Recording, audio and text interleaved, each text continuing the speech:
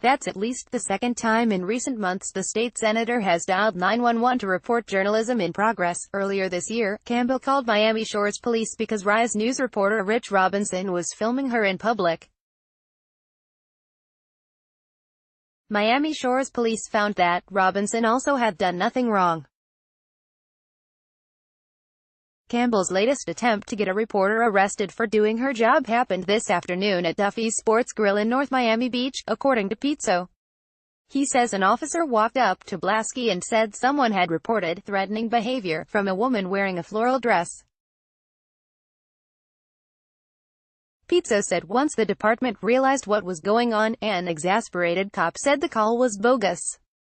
After this story first went online, the Herald has since posted its own account of the events. The officer said something like, "We have a lot of real stuff to deal with and yet we had to respond to this," said Pizzo, who was on the receiving end of insults from the state senator at both today's meeting and at a debate last night.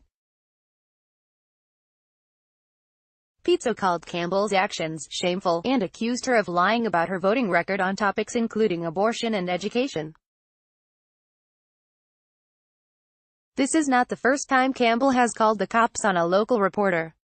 On May 1, she accused Robinson, the Rise News reporter, of stalking her after the journalist showed up to a Miami Shores Village Council meeting to record B-roll footage of the lawmaker. He says he also ran into Campbell outside the council meeting and recorded about 10 seconds of Campbell walking to her car. According to a copy of the May 1 police report, Campbell called Miami Shores PD just before 10:30 p.m. that night and met the cops at Café Grandma on A 125th Street.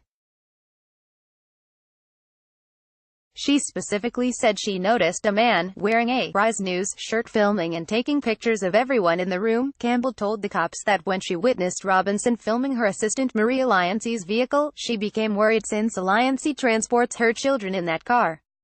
But Campbell knew Robinson worked for an outlet that had written critical pieces about her before. After Hurricane Irma, Robinson covered a combination Irma relief, massage, Scientology community event. You read that, right, that Campbell held in her district.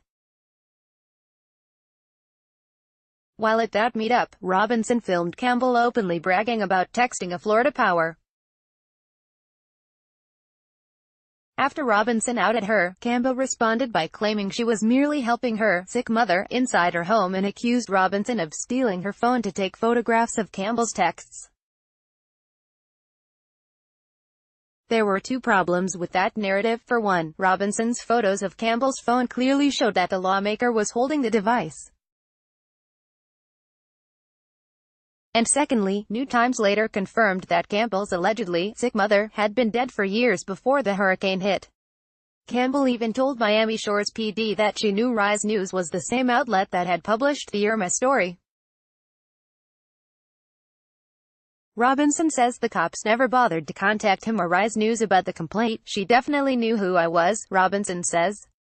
"She knew our publication's name since she mentioned it twice in the police report and mentioned our previous reporting, which was a story that became very problematic for her. But as journalists, we're trained to follow the law. We never film without consent unless it's a public official in a public place.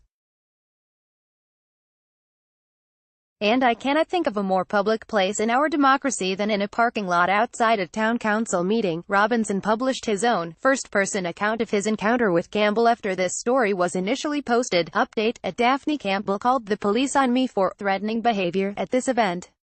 Last time I checked, asking questions at a public forum was allowed. Don't worry guys, cops didn't think the complaint was credible. Sarah Blasky, at Blasky. August 9, 2018. Even among Florida politicians, Campbell is a renowned liar. When New Times called her in 2016 to ask about her history of foreclosures, Campbell answered her phone, initially said she was speaking, but cut the call off midway and suddenly claimed we had a wrong number. She said her name was actually Rose, and that she didn't know Daphne Campbell. In a recent Miami Herald story, even Campbell's own former campaign staffer, Nasivra Charles, said she is a liar about almost everything. Her family also owns a string of nursing homes that has been repeatedly accused of mismanagement, and her son was once sent to prison for Medicaid fraud. She also has had a litany of tax liens filed against her properties, about which she told the Herald, "I don't have no tax liens." Robinson says he was troubled that a sitting politician would call the cops on him just for doing his job as a journalist. As a new media publisher, a guy who's trying to start something in this town, I find it troubling somebody in power thinks they can bully reporters around, Robinson says. I find it ironic that she's a member of the Democratic Party. They say they're the friends of the press. It will be interesting to see how the Democrats respond.